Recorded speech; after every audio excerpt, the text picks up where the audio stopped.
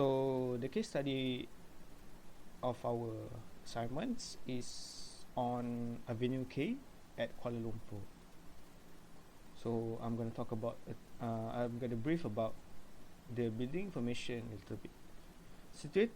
Situated at Jalan Ampang, one of the busiest streets in Kuala Lumpur and right next to the Menara KLCC or Menara Kuala Lumpur City Centre.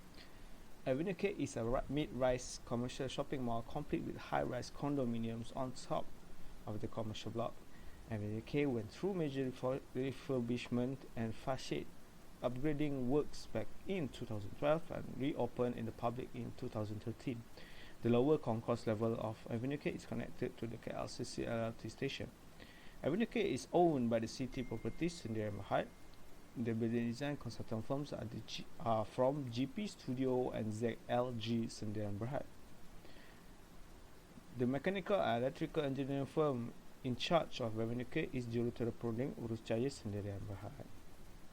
Alright, so Avenue K is a commercial building consisting of 17th floor, including the basement car park. It requires the most amount of electricity compared to residential buildings. Electricity comes from the main power source, which is the electric utility company Tenaga Nasional Berhad (TNB).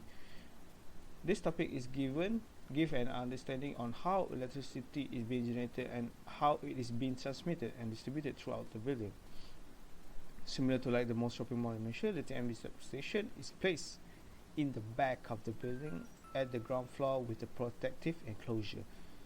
This is where the high voltage is being reduced to low voltage for small electrical distribution throughout the whole building. Yeah, so aim and objectives of this case study is to introduce students to the basic principles, process, equipment of various building service system through real life project.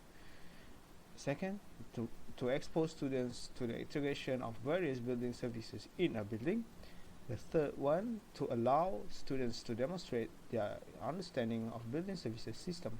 And lastly, to develop students' understanding and familiarity on the drawing convention and standards of different building service system.